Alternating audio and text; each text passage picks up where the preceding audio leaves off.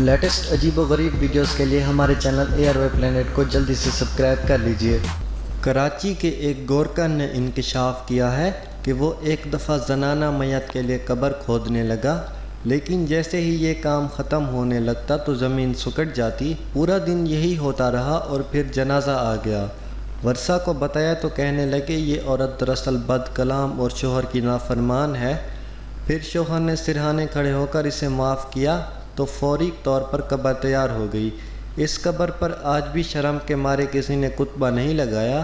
البتہ مرحومہ کا شوہر آج بھی کبھی کبھار قبر پر آ کر فاتحہ خوانی کر جاتا ہے۔ مبارک علی شاہ عرف مولا مدد قبرستان کے 25 سالہ گورکن ذاکر نے بتایا کہ اسے ایک مرتبہ ایک عورت کی قبر تیار کرنے کو کہا گیا۔ اس وقت اس کے دادا بھی زندہ تھے۔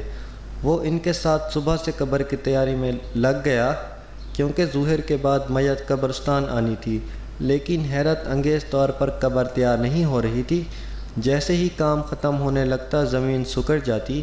قبر کو کئی بار چوڑا کیا گیا لیکن بار بار زمین تنگ ہو جاتی تھی۔ اسی اثناء میں جنازہ بھی آ گیا۔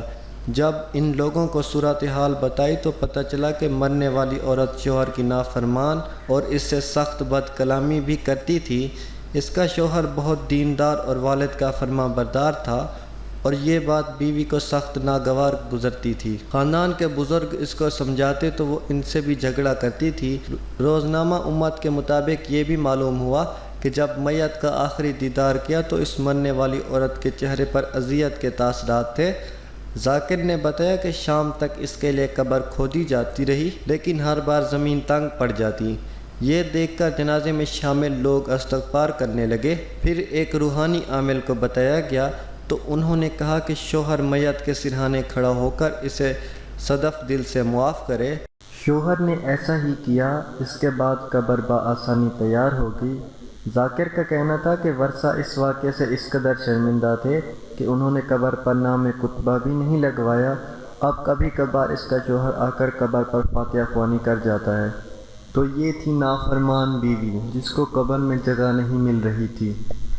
Thanks for watching. اگر آپ کو ویڈیو پسند آئی ہو تو اس ویڈیو کو لائک کیجئے، کومنٹس کیجئے اور مزید اچھی ویڈیو کے لیے ہمارے channel A R Y planet کو ضرور سبسکرائب کیجئے۔